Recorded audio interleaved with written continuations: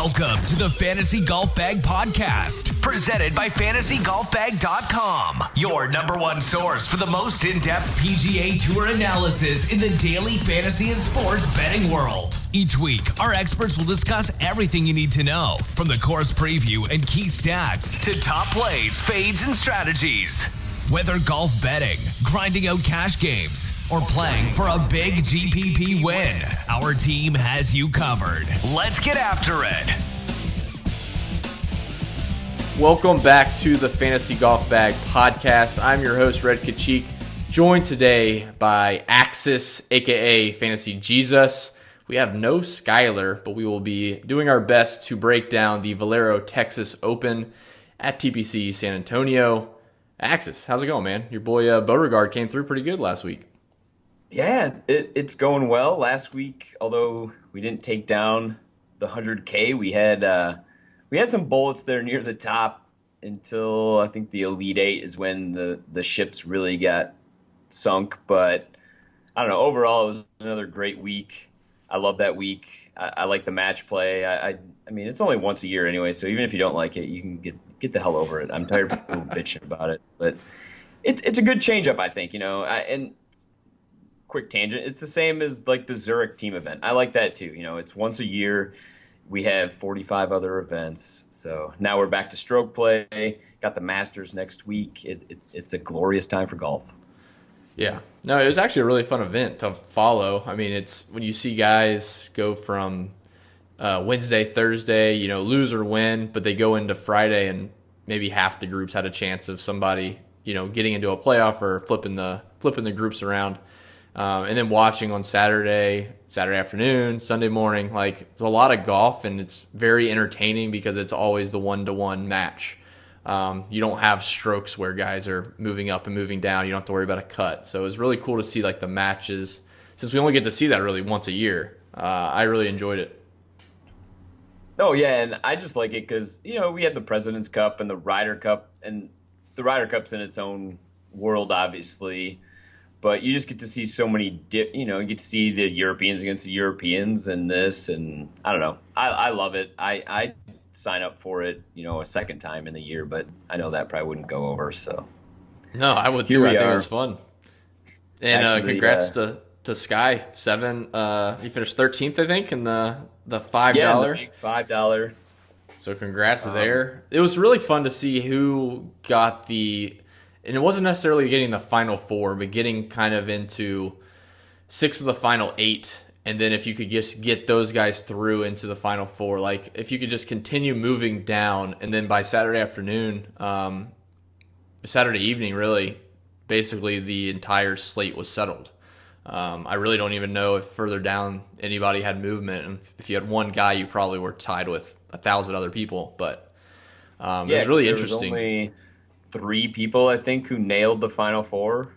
Yeah. So nobody else was going to move ahead of them over time. So it makes it a little anticlimactic in that sense for most people, unfortunately, Sunday afternoon. But I mean, up until the final match, like I was paying attention because, you're still moving somewhat. And, it does kind of suck, I guess, in that sense if you're dead. But I don't know, it was great. And we hit the Kuchar reach the final bet, which was 25-1. So that was a nice payday. He couldn't get it done, but I mean, 25-1 is a decent winner any week. So overall, I classify that as a pretty solid win, which is nice to boost the bankroll a little bit before the major. Yeah, that's true. Actually, I was kind of bummed because Kuchar lost to Kisner in the final, obviously, but 25-1, yeah, is actually a pretty solid normal outright payout, so can't argue with that. Trying to get something a little bit bigger at 50-1 or so, but yeah, 25-1, you can't complain. No, absolutely not. I mean, that, like I said, that's a win. So hopefully everybody was able to cash in on that.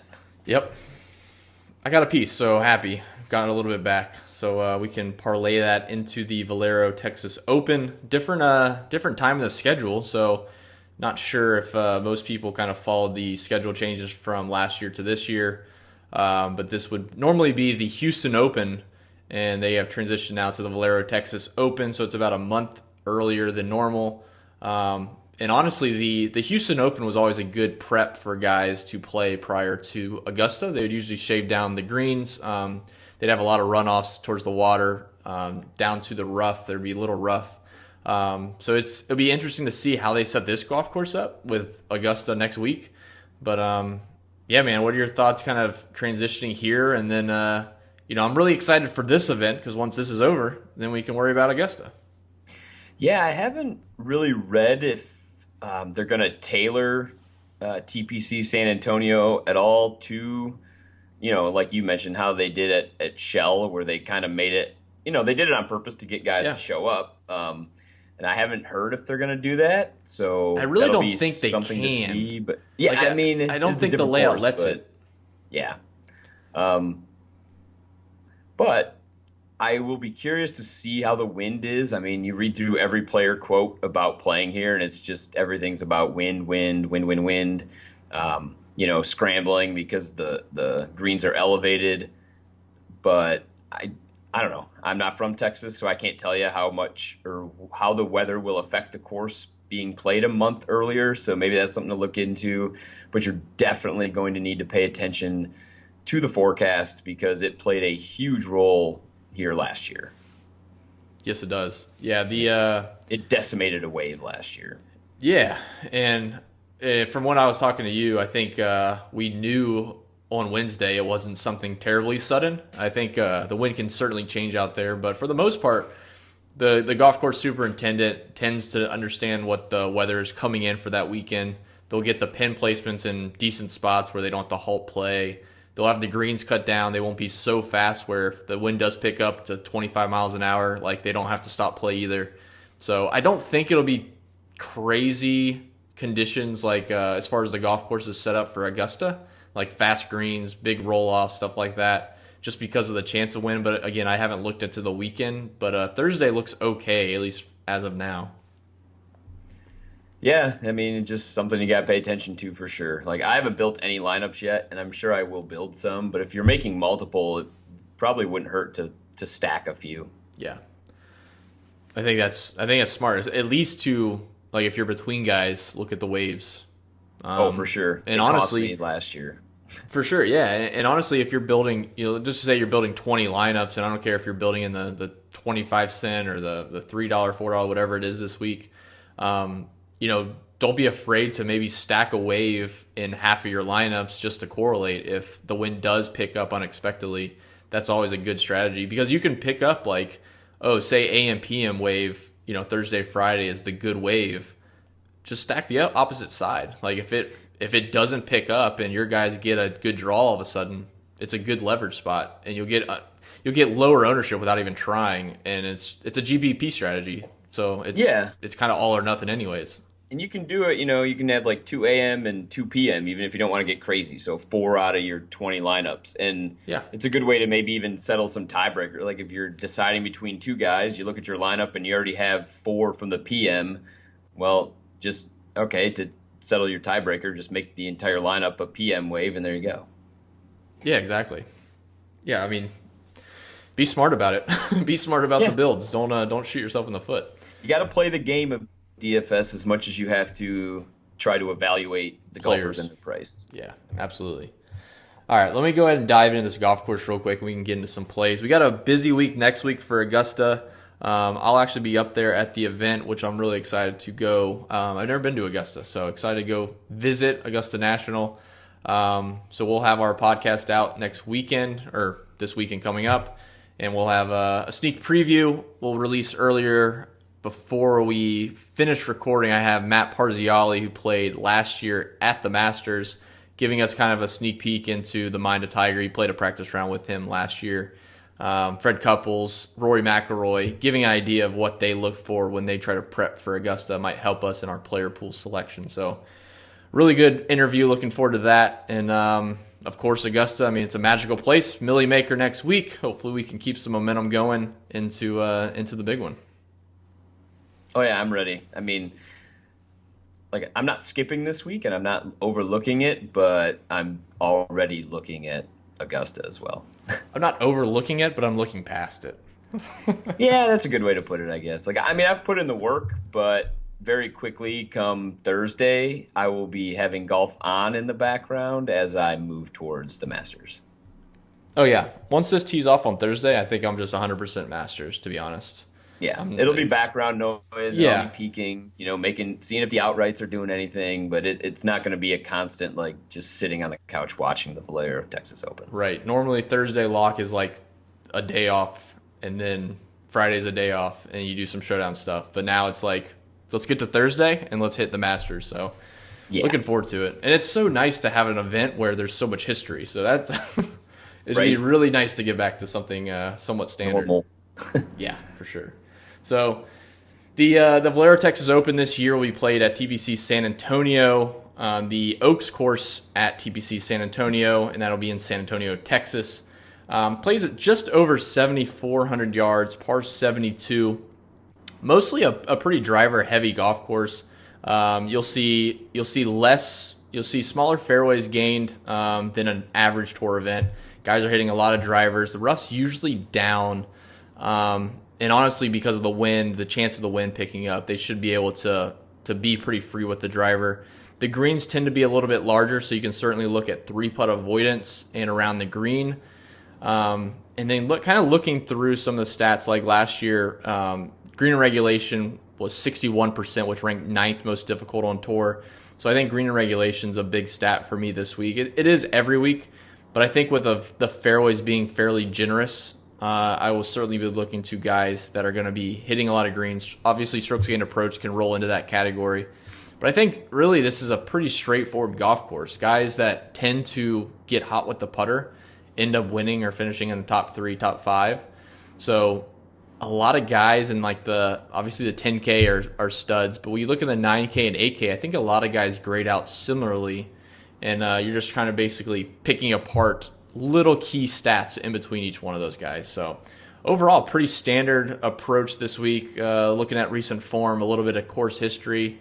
And I do like the event. It's just obviously with Augusta right around the corner, it kind of takes a back seat as far as the full bankroll and stuff. Yeah, I probably won't go as heavy as usual this week. And first look at the pricing kind of made me go that route also. I mean, enough guys jumped out, but at the same time, some of the guys I wanted to play, and then you see the price, and I was like, I don't know if I'm comfortable, risking that much of the bankroll on, it's just another one of those weeks that Lucas Glover is $9,300. So. Well, what about a jump with, I guess we'll get into it here in a second, but just Beauregard 1 week later. Yeah, to 9K. 7 rounds. I mean, you think, we'll get into this in just a second, but if he would have lost in group play, he would be 6,800 probably. And just because he got to the quarterfinals, he gets all the way up to 9K because I can't imagine. I think he'd be closer to, Justin Harding is 7,500, I think. So probably around there. Somewhere in there. Yeah. I mean, Juiced is here and he's 85, and I definitely think he would have fallen somewhere below Juiced, I would have guessed. But yeah, hey, you go out and you beat JT and then you smash Tiger in front of everybody watching, and now you're 9K. Yeah. I mean, he deserves it. I like it. We'll see how much popularity he gets. You see all the airtime he was getting, how many probably got a lot of new lady golf fans this weekend if they happen to catch their husbands or boyfriends watching. Who's that? He lived up to the Man Rocket name for sure. That's Man Rocket. Sit down. You'll like it. No, he held his own, man. I was impressed.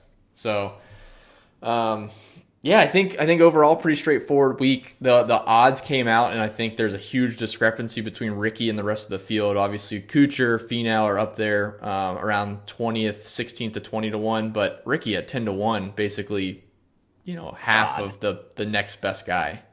It's odd. Yeah. I love Ricky, but and of course he's never played. Just fun. Oh, I honestly didn't know that, but yeah, he likes to play before the majors, so I guess he's here. Yep. Yeah. We'll see if he does a shell where he gets out to a lightning fast start and then everybody jumps to bet him at the Masters and then he fades away. Yeah, I will say this because I brought this up last year on our podcast. Obviously on the eve of a Millie Maker victory, which was nice, but Like this event, like we just talked about when lineups lock on Thursday and you kind of change your focus to the Masters, this event really plays a lot of into my mind as far as my process for the Masters, because I look at guys that begin to pop going into Augusta. Like last year it was Russell Henley. Obviously Patrick Reed was playing great going into there, but like Russell Henley was one that I kept an eye on before the event started, and when I saw him finish strong, I think he shot 67 Sunday at the Houston Open, that was enough for me to, kind of ride that wave into Augusta. So certainly keep an eye on guys in the field at Augusta, see how they finish this weekend off. Even with like you talked about, Ricky liking to play the week before, I think keeping an eye on guys, seeing how they're trending throughout the week, and that's a good way to grab a sleeper that most people may just be looking at stats next week. Look at a little bit of form, especially at the on the weekend here. Yeah, I want to say PGA Tour tweeted out this number is going to be close. I don't remember exactly. Like between 14 and 16 guys in this field who are in the Masters, and then if one of them doesn't win, the winner will also be in. Yeah. Try to pull a Poulter from last year. It was between him and the heck's his name? Bo Hostler. Bo Hostler, yeah. Yeah. But so I mean there's a couple handfuls actually of guys who are going to be playing next weekend who are in the field. So yeah, it won't hurt to check out, how they're doing. Yeah. Yeah, looking at this from last year, the Houston Open, Ricky finished 43rd. Henley finished 8th. So like obviously Ricky's always a good play at Augusta, but like Russell Henley trending towards, a top 5 finish here right before he goes to Augusta. Yeah, it probably matters a little more for guys who we don't consider in that upper echelon of golfer. I mean, exactly. Like a 43rd for Ricky is kind of like, all right, he had a bad week, but he's not consistently like that. So right, it'd be like last week with McIlroy losing to was it to Harding the first group? McIlroy? He beat Harding. He lost. Who was it? I can't remember. But it'd be like one of them losing a match and be like, oh, they're not playing good. No, it's one match, dude. But yeah, look into these cheaper guys like Henley, like 6K or 7K and under certainly is a good bit of research I think you can use this week. Absolutely. All right, man. Let's roll into some pricing. We'll start at the 10K and work ourselves down.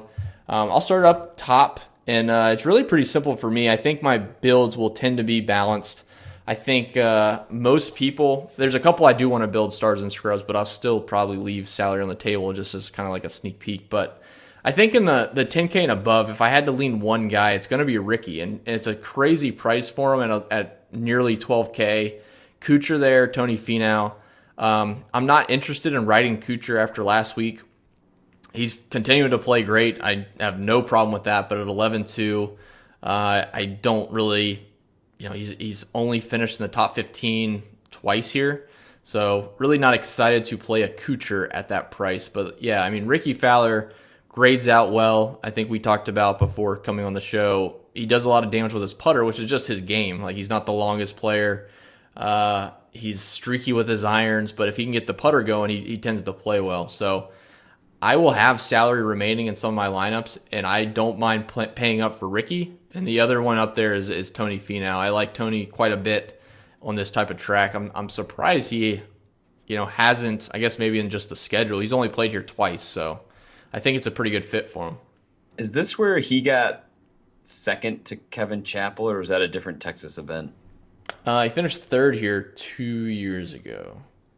All right, that might be the year. Maybe it was, because he bogeyed 18 because he had to go for it. Or he hit it in the water or something. But, I mean, yeah, you'd think his game sets up pretty well for this course. Yeah. I actually don't really have a problem playing anybody above 10K except for Spieth. I'm not going to hop back on that train right now. At 10-3, there's just nothing. Like he was still missing short putts last week. He caught fire for a stretch there, but he still can't putt. So I will not be back on that train. And even Sungjae 10-1, that's extreme for him, but he's been playing pretty solid golf. He gains pretty well off the tee, 80th percentile. His approach is 92nd percentile in the field. 10K seems like a lot, so I think how I'm going to approach this, because I'll play Ricky. I actually don't mind playing Kuchar again this week. I will probably start to try to see who ownership is going to be on and play the guys who won't be owned. And that's how I got on Ryan Moore here last year, and I think he only ended up being like, it was below 10%, I want to say, but honestly, that's how I decided last year who up top I was going to play. The ownership started coming in, and it looked like nobody was going to play him. So I decided, screw it, I'll play Ryan Moore, and it worked out very well. I don't remember where he finished, but I did very well here, so I know he was up near the top. But I'll probably take a similar approach this week just because I have no issue with anybody up there except Jordan. I won't be on Jordan this week. Yeah, I'm not going to be playing any Jordan. Sungjae is fine. Like at 10-1, I don't even have a problem with the price because he's been playing so good. But his odds, he's right now what I see him is 25-1. I'm tempted to see his projected ownership is already over 20%. And if that stays the case, I will probably just play him there then. No, so I wouldn't play him there, and I would just bet him. Like I don't mind betting him at 25-1, just because he's kind of trending that direction. And if he's in that Ian Poulter situation from last year, where he needs to win, to get into the Masters. I don't mind paying the outright on that, but at 10-1 to give up 25% ownership, 20 to 25% ownership, I probably won't do that. I can guarantee I won't do that. So I really like paying up if I can, which I'll have plenty of salary. But yeah, Spieth is easily off limits. Yeah, I agree. Like if any of them are going to be 20, or like if I can catch one of them at an estimate of, I don't know, 8 to 12, which one Spieth. Of them is going to have to be. Yeah, it won't be Spieth. I won't. He'll be like 2 to 3. But I don't know, if I can catch a Finau, Kuchar, Fowler lower, I'll go there. Yeah. And build around it. I'll go with that. It's crazy that Finau is $1,000 less than Ricky, though. Wow. I don't think he's that much worse. Yeah, no, he's not. I think as far as odds, betting odds as far as winning. Oh, yeah, it's definitely out. That's why he's got to win at Waste Management. They're almost identical. Yeah, so. I think it's just all Vegas in that breakout. Seems like. Yep. So let's move it down into the 9K range. I think this is where guys will start to build their lineups because it's so bunched up in the 9s and 8s. I think if you start up top, you'll actually be in the minority. So I'm curious to see where you're looking in the 9K range because it is pretty tough. Like these guys grade out pretty similarly. They do, and just like above, I think it could be an ownership play. But here, I'm gonna ruin it for everybody. I will probably derail the Coke Rack train by finally joining it this week. I've been digging, and I've been putting it off, playing him. The regression's coming. I've been that guy standing there with the sign on the corner, doom, and it hasn't come. And in fact, the more I looked, I'm actually surprised he hasn't won, or he hasn't been beating the field as much as other guys who have been playing just as well as him in key statistics. So, I mean, he's doing it the right way with very consistent irons and pretty solid off the tee as well. So those are the most consistent shots to carry forward. At 9,400, I really like Kokrak here. And I'm actually 9,600 for Jim Furyk seems like a lot, but he's just been playing outstanding as well. Like he is clicking. He's clicking right now. He's not the longest, but he'll put it in the fairway, and he will continue to hit those irons well. Yeah, I mean, those are my two favorite. I like Ben An at 9,200 is probably a solid play too. I think I could make an argument for everybody here but Horschel. I'm off Horschel. I think his regression will start coming sooner. He's his 15th percentile off the tee, 66th in approach. I think, his putting is carrying him right now, which is always scary. But it's been doing that for a while. Yeah, I know he's a decent putter, but I was off him in the match play because of that. Like he's been losing strokes on approach to everybody. Yeah, he's the one I can't make an argument to play in this range, but I mean, Biergaard, Moore, on. I'm not really a big Glover guy, but even him, like, he's been making birdies and avoiding the big bogeys for the most part. Like, I think this is another range that ownership might get spread out. Like, I don't know. Oh, yeah. I could see that. Like, I would guess Kokrak might be the most owned here. Maybe Ben Ann, but honestly, anyone. This is another range like the 10K and above. Like, I can make an argument and be okay with playing anybody. So if you're going to give me one of these guys at 10%, that's who I'm going to play. Yeah, I probably, for me, like 9,800 for Billy Horschel is probably a fair price. I mean, it's expensive, but with like Sung Jae right there, Billy's been playing great in pretty good fields. He grades out fine for me, but like you said, he's been doing it with his putter, which I don't love. I've been trying to stay off of the Billy Horschel train the last couple weeks, and he continues to play well, and I'm just gonna stay away. So kind of in that 9K range, I'm not with you on Kokrak. I'd rather play Furyk, and right now the ownerships look pretty similar, so we'll see where that shakes out. But I think Furyk is just playing more consistent. Like, I mean, Kokrak's been playing incredibly consistent, but Furyk, I feel, has been getting it done scoring-wise more consistently than Kokrak, and I feel like he has more upside here than Kokrak regressing. I don't know, we talked about Kokrak doesn't have very far to regress just because he's been so stable, but I just got to imagine he's going to be talked up throughout this week, going to be popular, never really played great here, just not sold, so I probably will not be having any shares of Kokrak. The only other ones down there in the 9K range, I'm totally fine with Ryan Moore. I think people will be scared off, so he'll probably be one of the lower owned in that range. And then Lucas Glover is one. I just got a weird feeling about him in Texas playing well on this track. He's only played it. He played it 4 years ago, and he missed the cut. He's really been playing pretty solid. He's been in that same situation as Kokrak as far as ball striking stats go. He can't putt, obviously, but I got a feeling Lucas Glover is going to pop one of these weeks, and I think this is a good track for him, especially if the wind picks up. Say it's on the weekend, everyone plays in similar conditions. He grades out pretty well for me, so I kind of like Lucas Glover there, kind of like Lucas Glover with Ryan Moore. It's actually weird. Glover's actually positive strokes gained putting over his last 18 rounds. I mean, which I don't get. It's a small sample, but again, for him, that's pretty solid. So. Well, it is. It's funny where those stats get derived because like just if you watch him putt, he'll 3-putt like once around, but apparently he's making 1 or 2 20-footers. So yeah, I think Glover does grade out well. He's a guy that always scares me when he's 9,300. Mm-hmm. But I don't know. At this event, maybe you just got to plug your nose, and I mean, this is what you get with this field. So, for sure.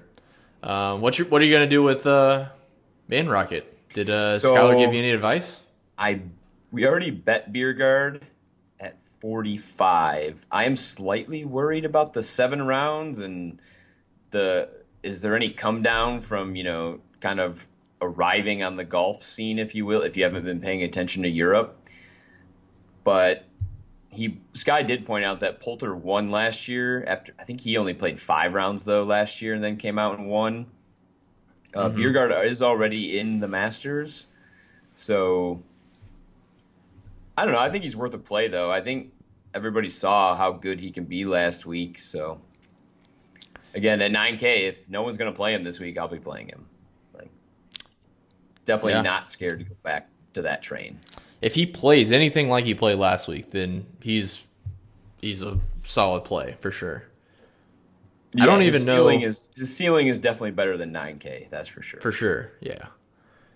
It'd be interesting to see. I think,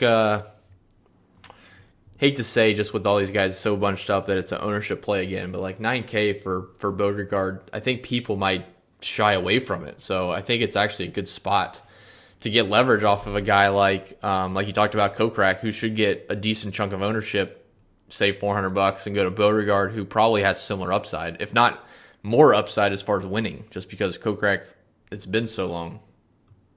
Oh, for sure. And we'll mention ownership a lot, but again, it's just such a weird not great field that it's actually much easier for my brain to wrap around making pure ownership plays this week, just because I'm not going to get too attached to many guys, because I like a lot of this range, and obviously I'm not going to be able to play a lot of it, so it'll be very easy for me to start making decisions based on other things other than guys who grade out well, since I actually think a lot of these guys have been playing decent golf. Yeah, they have. Yes, they have. All right, let's move ourselves down into the 8K range. One guy down here that, oh man, it's. I know I'll leave Juiced for you. I'll leave the Juiced for you, but Ryan Palmer, man, I don't play him, but in Texas you play Ryan Palmer. I'm gonna be playing some Ryan Palmer, 8,400. Up in the high end of 8K, man, I'm really not interested. Like, Answer had a decent week last week as far as McDowell playing well and winning down in Punta Cana last week. I just don't trust those three up there, Answer, McDowell, Vegas. But then coming down, man, I really like Luton. I'll let you touch on him. I like McCarthy and I like List. But Palmer's a guy I always, when it comes into these Texas events, I like playing him. He has really good results here. He has 3 top 6 finishes dating from 2015 and 2017. He miscut last year. But he's a guy that courses without water seems to fit him somehow. Yeah, I actually like Palmer quite a bit this week too, and I think he will be popular, so I don't know, again, what route I'm going to go, but he's 74th percentile in the field off the tee, and he's 92nd percentile in approach, which, there you go, ball striking, obviously. And that's over 14 rounds, so perhaps he's turning a corner. He's been moving up slightly in my power ratings. I can't say I've been paying attention to what he's actually been doing. I don't have his course history, or not course history, his recent events. It's not good. Right in front of me, but the finishes may not be good, but the stats are telling me something's turning. So I can get behind Palmer. Actually, Johnny Vegas rated out pretty well for me. Oh, yeah, I know. He's been playing really good though. His approach has been bad though, so like he's been doing a lot of his damage around the green, which is scary. I know that could be important this week, but that's extremely noisy, and so that's the thing that worries me, is how he's been moving up my ratings. But I think I could take a few stabs on him. But so you mentioned Juiced, and so Sky went back and compiled the ball striking stats and we took them from Euro and the PGA Tour events. And if you were to combine them, Kokrak would be first in ball striking over the last 10 tournaments. Juiced would be second, and by like a tenth of a stroke. So I think he's had 3 straight top 15s. And he started that off with that great run in Mexico. And I believe he was down here to be an alternate for the match play, didn't get in. So now he's just playing Valero, I guess. So, because I think he was a late entry. But at 8,500, you can get the second best ball striker in the field over the last 10 events. There you go. And nobody really knows Juiced. He's not a popular guy. He's a European primarily guy. So hopefully nobody else wants to play him much. Yeah, sign me up. I'll be participating in the juicing. Oh, absolutely. I'll be skipping Haotong. I'll definitely be skipping Aaron Baddeley. Wow, massacred that one. I thought that was a joke. Yeah, April Fool's Day. Like we used to call him. We used to call him dresses. Oh, back in the day. Has to be a nice story for that. He dressed badly. Oh, good Lord. He really did though. Like if you look back in like 2004, Aaron Baddeley, bro, awful. But yeah, as bad as my pronunciation is how bad he's been striking the ball. So I will be ignoring him at 8,300. That's insane. Like what the? Oh my gosh. Charlie Hoffman, 8,200, Texas Charlie. I don't know. You could maybe talk me into it, but I think people will also beyond that. I don't know. Luke List at 8K seems underpriced to me. So Luke List is probably a guy who will be in the player pool. I don't know how many lineups he will make, but at 8K, he seems like he should have been up around like Johnny Vegas, Hao Tong Lee price to me. Yeah, His feeling on Luke List, but I mean, Luke List. I'm not going to be overweight. I'll put it that way, but no, his course history is not good. He's got 2 missed cuts the last 2 years. 29th the year before that, and I think it's a really a wind issue for him. I mean, he's a good ball striker, but he's such a high ball striker that when the wind picks up, I think he really struggles. So he doesn't have like we talk about McDowell and coastal tracks, and mainly due to coastal tracks is the wind that picks up. And McDowell has that shot. Like, he can hit those flighted golf shots. And it's not to say, do what? Said he had it this weekend. He did. He also made 14 putts in the first 14 holes. He did. I think in the final round. Was it the final round or third round? No, I know both. It might have been both. They wasn't really paying attention down there, to be honest, but I know they cut into the WGC to like let everybody know that stat. I was like, oh damn. Yeah, I think Saturday he had like 14 putts through 14 holes or something crazy. Something crazy. Yeah. But yeah, I think Luke List is that's a course fit thing for me. If the wind picks up, ball striking stats aside, I think he can struggle if he has to hit those shots that McDowell had to hit last week.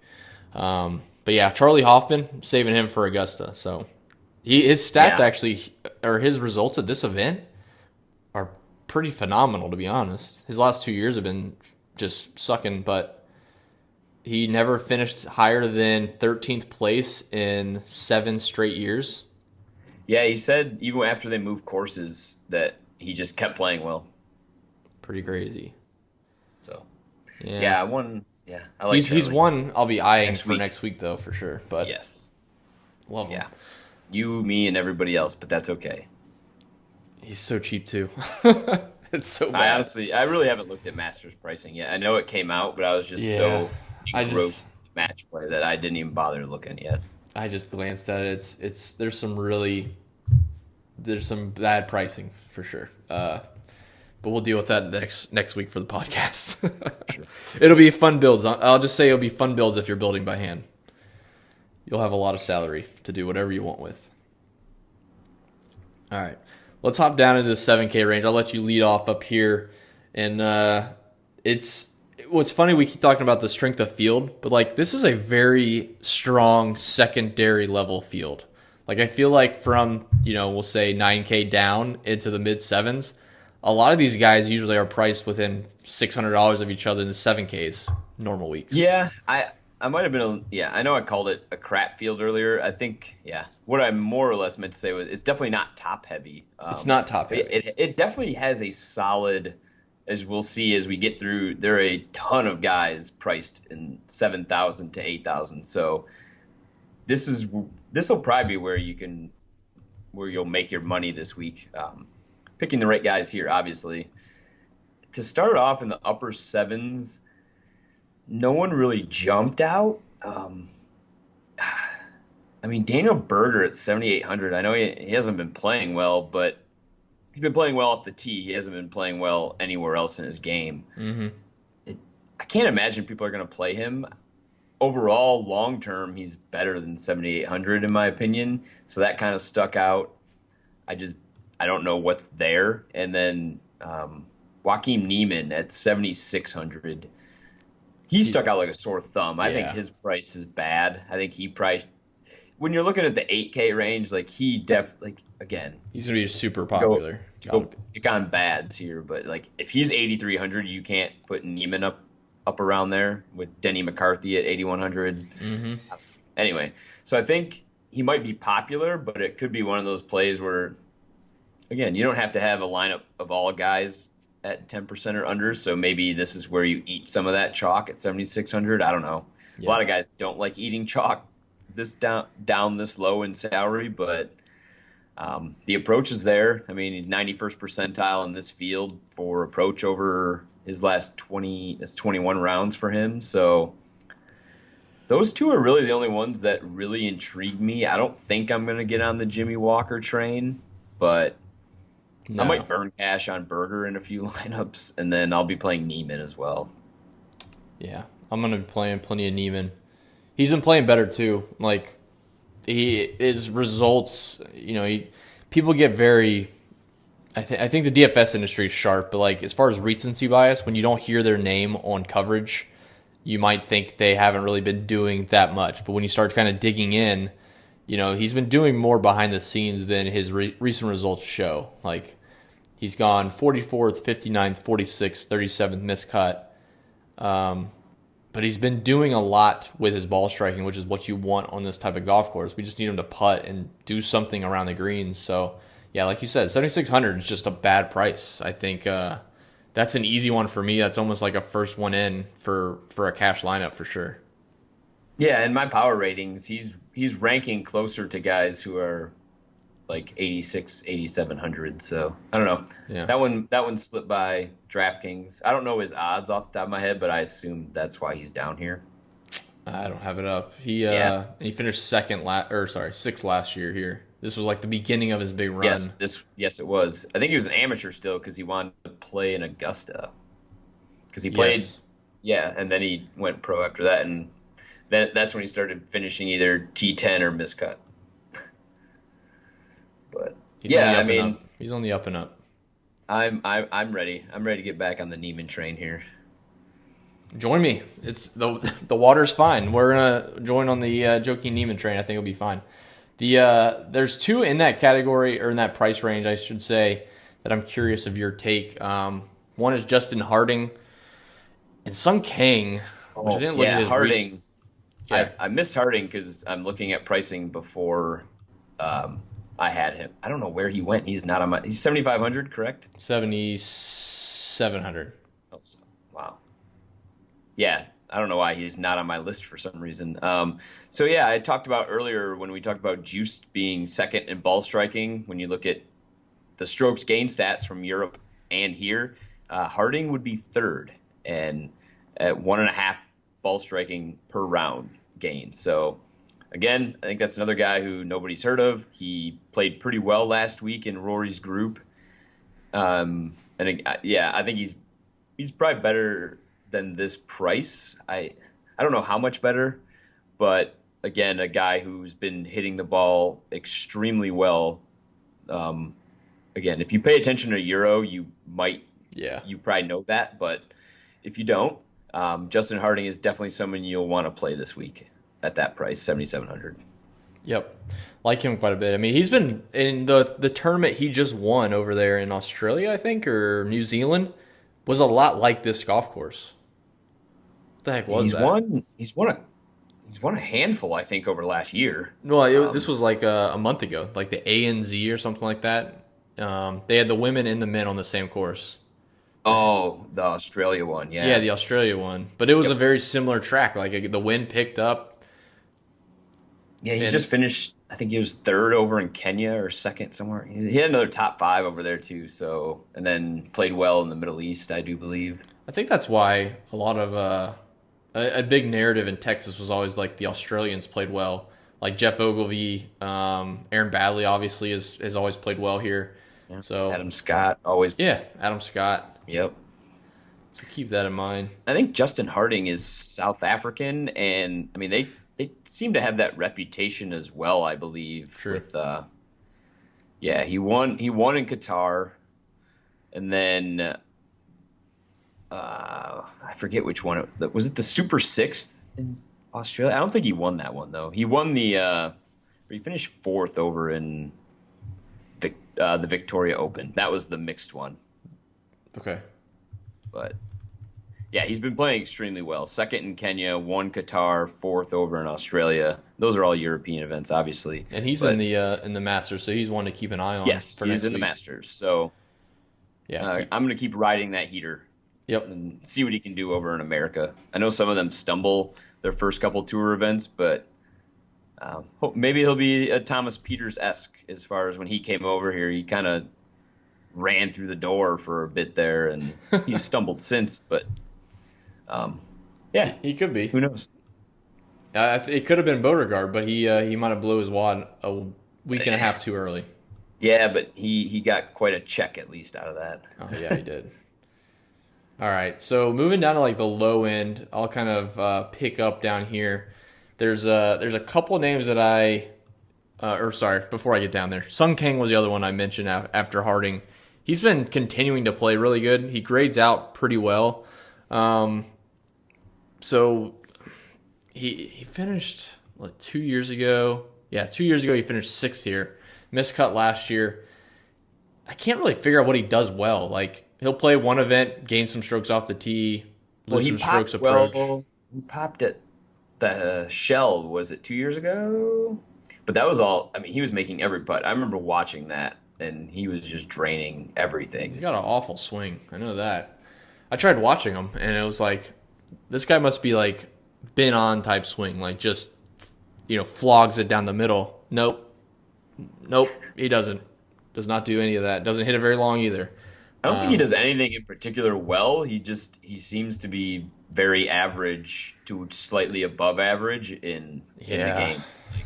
Yeah, I mean, his off the tee is very average. His approach is average. I mean, yeah. So looking at like just around his green is average. His putting is maybe slightly above average. I think his driving has gotten a little bit better. So like looking at his baseline, so in the last year or just over a year, he was hitting 61% of greens and 57% of fairways. In the last 6 months, he's upped it to 65% fairways and 60% greens. Same amount of greens, but more fairways. So I'm assuming hitting more fairways has allowed him to free up, some of these par fives or something like that. I don't know, but nothing else stands out. But he's making a lot more putts. He's averaging 2 putts less per round this season than he did last season and this season combined. So putting is it. I need his coach. His putting coach? Yeah. I could use in the personal game some strokes shaved on the greens. Well, he'll do it for you. We'll have to figure that out. Yeah. All right. But below, what do you got? I was just gonna go below now. There's a couple names down here that I really like. Bud Cauley, Trey Molinax back to back. Alabama roll tide right there. I like both of them. Fratelli at 7,300 off of last week is he continues to just suck on the weekend. I don't know what his deal is, but he'll either start off extremely slow and grind back to make the cut and then just do nothing, or he'll start off decent like he did this last week and then do nothing. So I'm not really sure what to make of Fratelli. I try to go back to him when he's in the fields, and he just is. I have not made any money on Fratelli from what I know. But he's played a lot of Texas golf. He went to UT, so I know. I feel like he's had opportunities in similar situations. He finished 20th here last year, so that's all right. Last two events were decent, so I think he's a good play in this range. I mean, I think he's one of the better golfers over.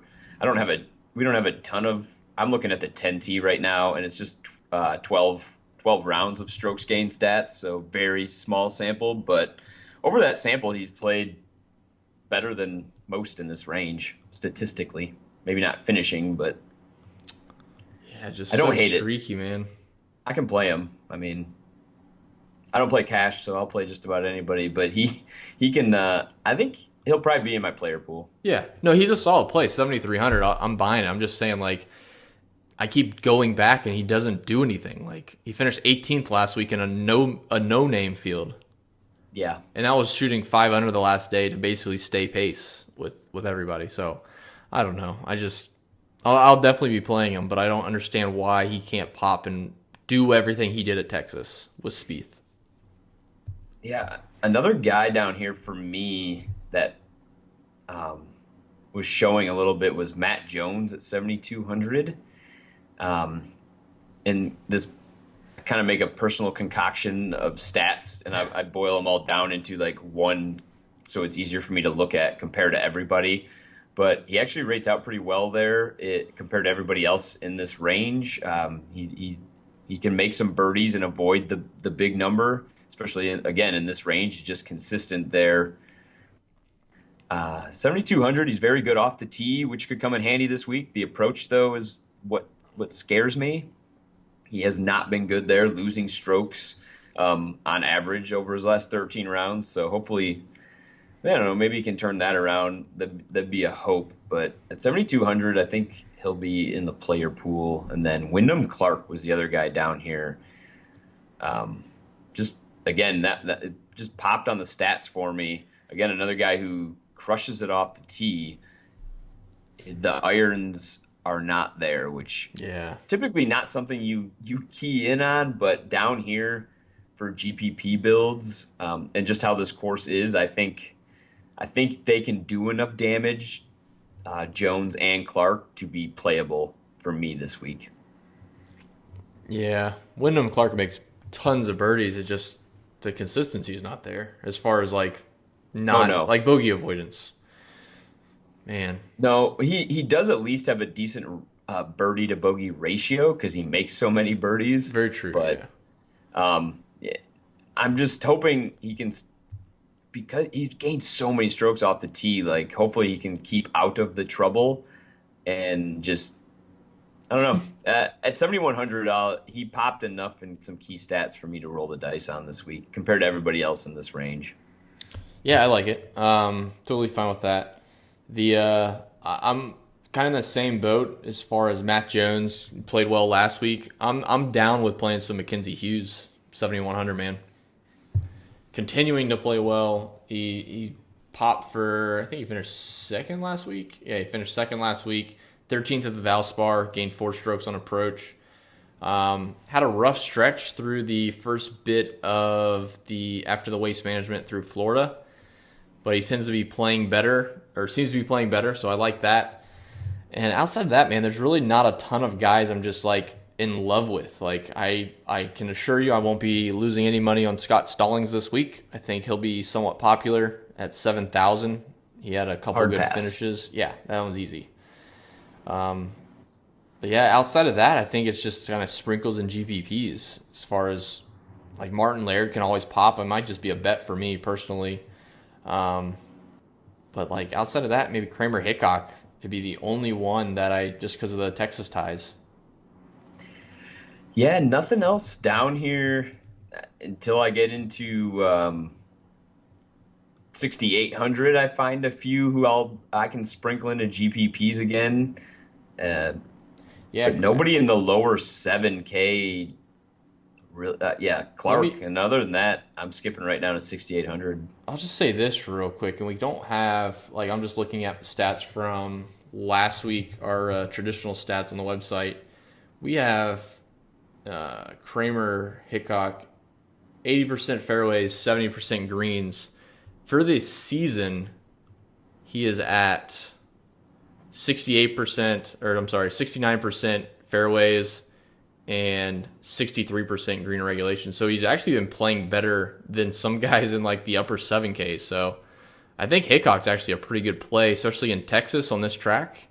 And he crushes it off the tee too. And yeah. I weighted off the tee a little higher than I normally do on a given week. So yeah, I kind of overlooked his. He's really similar to Wyndham here. Wyndham Clark and him grade out pretty similar on birdies and bogey ratio.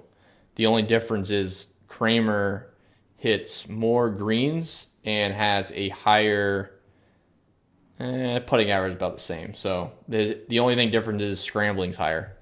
He hits 70% scrambling around the greens versus 50% for Wyndham Clark. So I think that's where the bogey avoidance comes in. Even though that's as noisy as it gets. I'll grant you that, but wanted to point that out.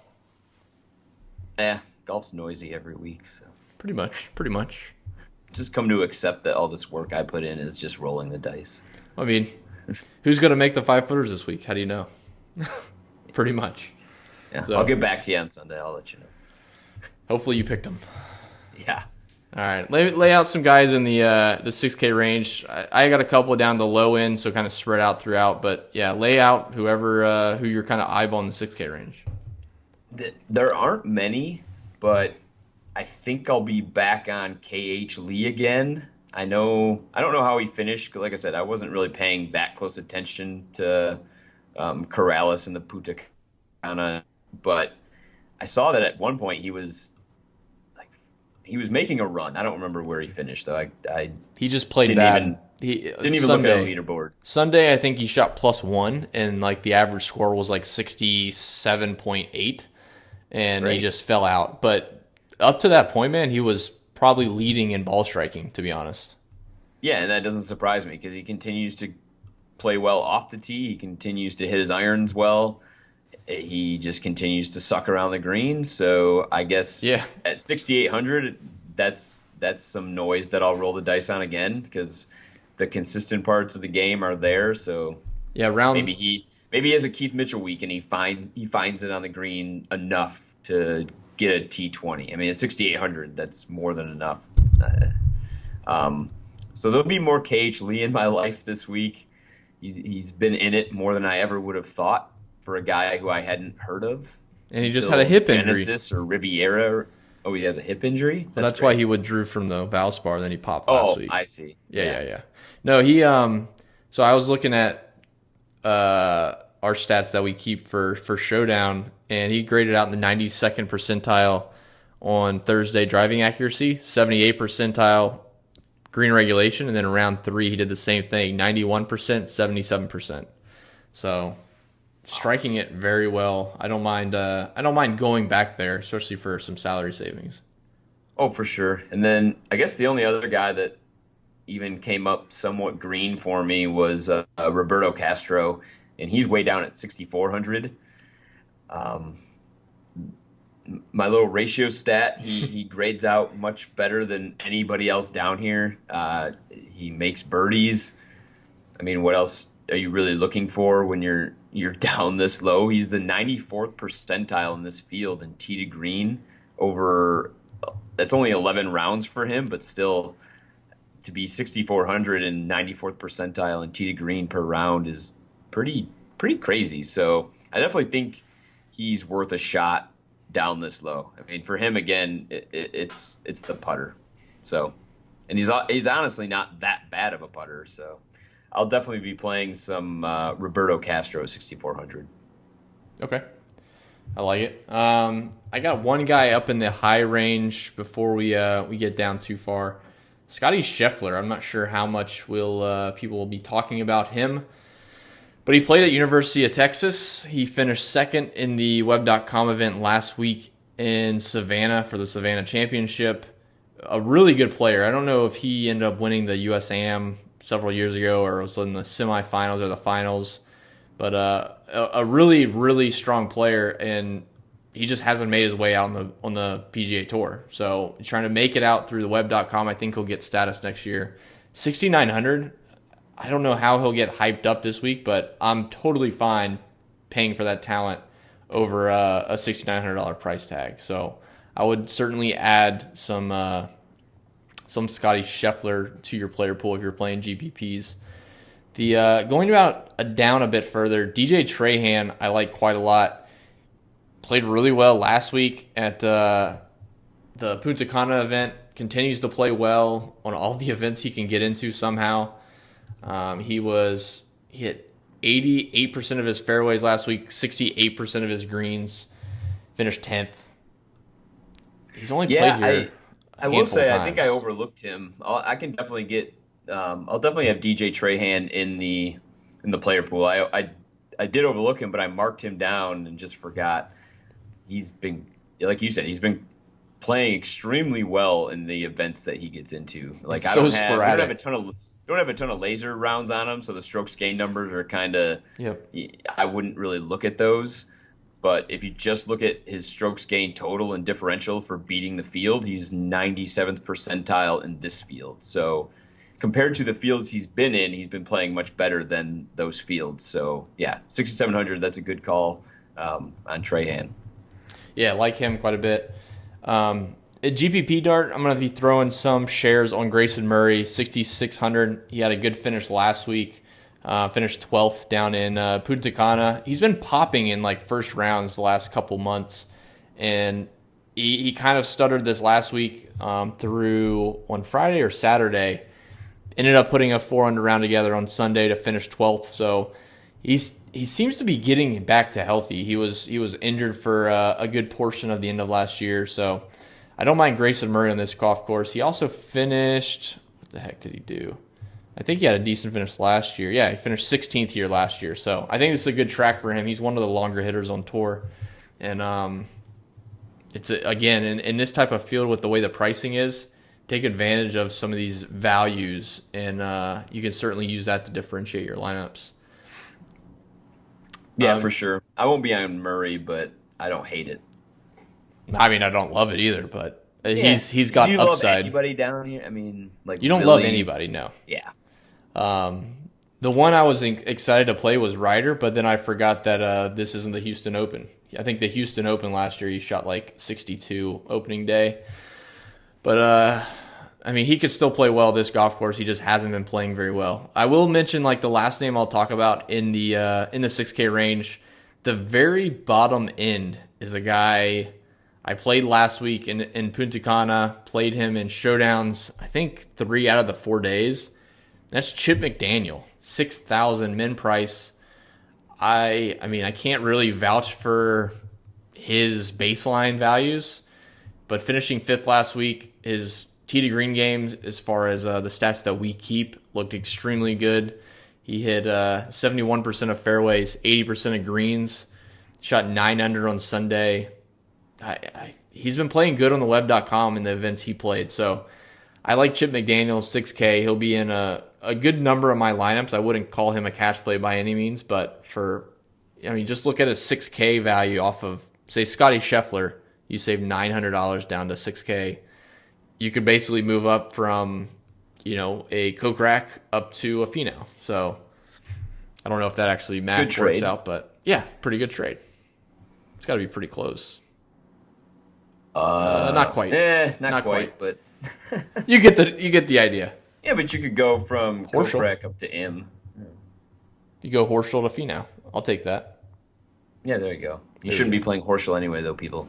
See, I put him in my lineup, and then I went down from Scheffler, who I shouldn't be playing, to McDaniel, and now I'm back up to Finau. So, 100K winning lineup. Perfect. Yeah, I don't have any, like you said, I don't know anything about him, but he definitely stuck out last week.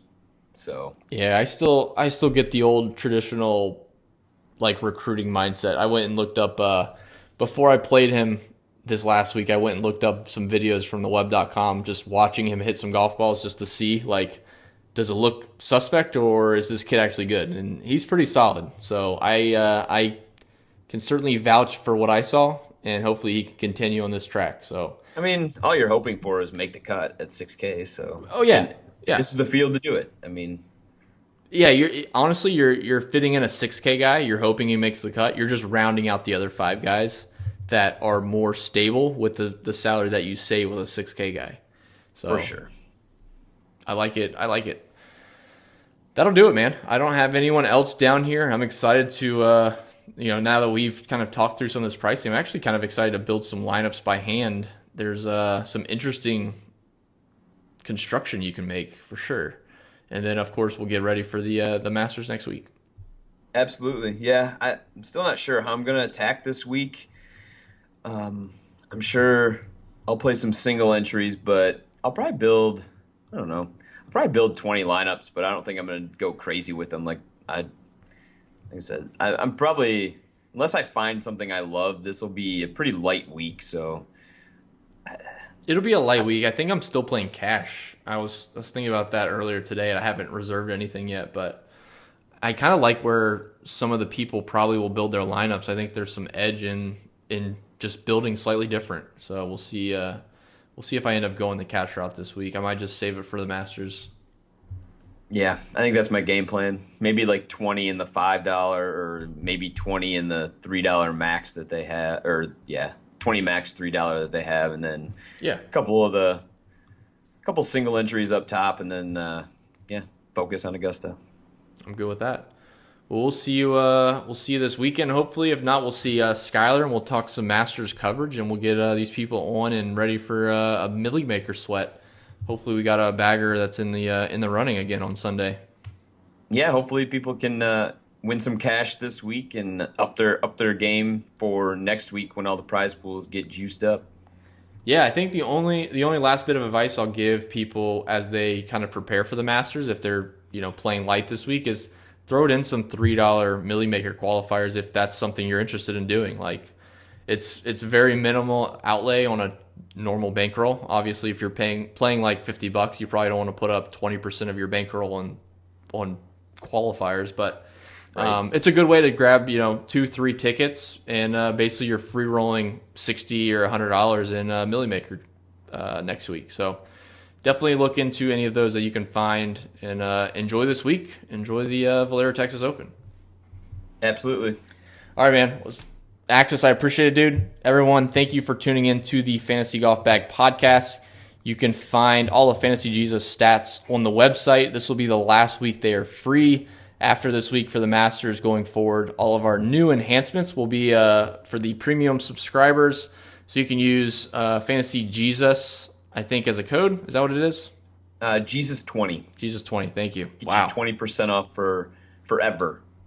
Forever.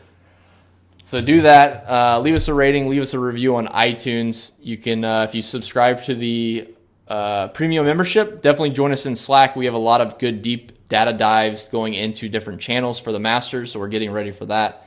And until then, guys, check us out. I'll be doing the live stream solo Wednesday for the Valero Texas Open. Jacob is actually traveling worldwide this week, so it'll be me and myself only. Thank you so much for tuning in, guys. We will see you later this week for the live stream, and good luck in your contests. See ya.